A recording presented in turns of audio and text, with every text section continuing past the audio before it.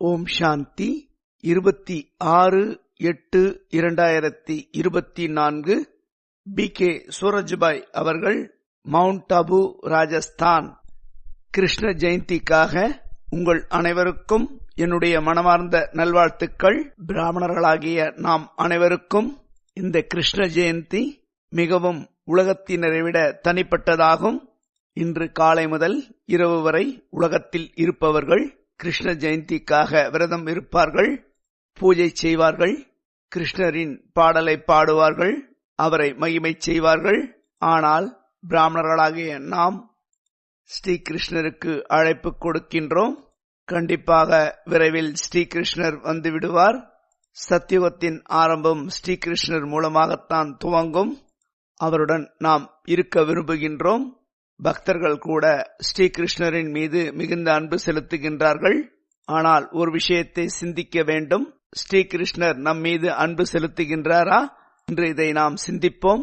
ஸ்ரீகிருஷ்ணர் யார் மீது அன்பு செலுத்துகின்றார் என்றால், அவருக்கு சமமாக யார் இரக்கமனம் கொண்டவர்களாக இருக்கின்றார்களோ, அவருக்கு சமமாக யார் அனைவருக்கும் சுகத்தை கொடுக்கின்றார்களோ, யார் மிகவும் தூய்மையாக இருக்கின்றார்களோ, யார் கோபத்தை வென்றவர்களாக இருக்கின்றார்களோ, யார் முழு உலகத்திற்கும் நன்மையை செய்வதற்காக சேவை செய்து கொண்டிருக்கின்றார்களோ, அவருடைய சன்ஸ்காரம் எப்படி இருக்கின்றதோ அதே போன்று நம்முடைய சன்ஸ்காரமும் இருக்க வேண்டும்.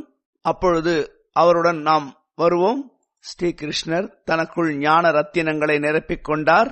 அதே போன்று நமக்குள்ளும் ஞான ரத்தினங்களை நிரப்பிக் கொள்ள வேண்டும். அப்பொழுது அவருடனே நாமும் வருவோம். இன்று 3 நாளும் குஷியில் நாம் நடனமாடுவோம், ஆனந்தத்தில் மூழ்கிவிடுவோம். இந்த பூமியில் ஸ்ரீகிருஷ்ணருடன் நாம் இருப்போம். அவரை பார்ப்பது மட்டுமல்லாமல் அவருடைய தோழனாக அவருடனே இருப்போம். அவருடைய ராஜ்யத்தில் இருப்போம். அந்த ராஜ்யம்தான் சொர்க்கமாகும். சொர்க்கத்தில் சுகம் சாந்தி நிரம்பி இருக்கும். பேரானந்த நிலையில் இருப்பார்கள். அன்பின் ராஜ்யம் நடைபெறும். பிரச்சனை என்ற பேச்சுக்கே இடம் இருக்காது.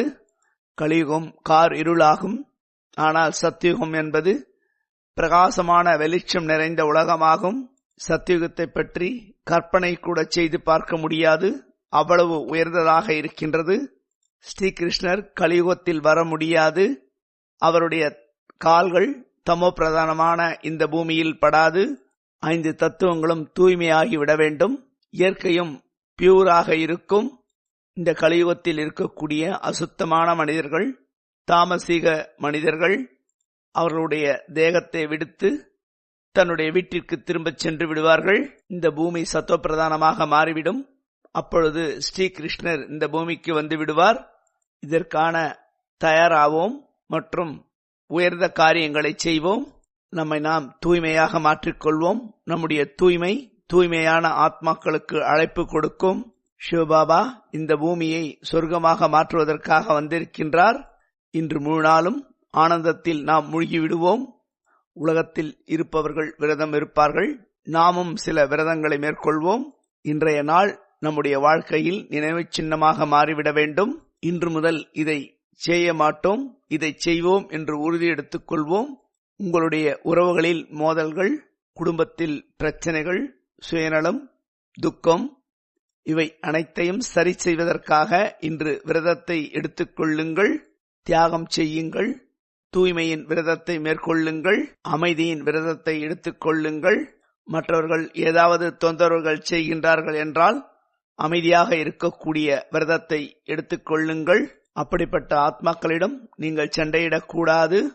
என்னுடைய வார்த்தையை அனைவரும் கேட்க வேண்டும் என்ற விருப்பம் இருக்கக்கூடாது. அனைத்தையும் கூறுங்கள், நிமித்தமாகி விடுங்கள். இந்த விரதங்கள் உங்களுடைய குடும்பத்தில் இருப்பவர்களுக்கு சுகத்தை கொடுத்துவிடும். சுகமயமாக உங்களுடைய வீடு மாறிவிடும்.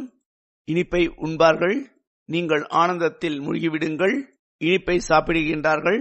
அதனுடைய விளக்கம் உங்களுக்கு தெரியும். என்னவென்றால், நாம் இனிமையாக மாறிவிட வேண்டும். நம்முடைய ஒவ்வொரு வார்த்தைகளும் இனிமை நிறைந்ததாக இருக்க வேண்டும், அன்பாக இருக்க வேண்டும். நம்முடைய இனிமை மற்றவர்களின் வாழ்க்கையில் இனிமையை ஏற்படுத்த வேண்டும். அவர்கள் இனிமையை தாரணை செய்வதற்கு நாம் விதை விதைப்போம். இன்றைய நாள் நாம் அனைவருக்கும் சுகம் நிறைந்த நாளாகும்.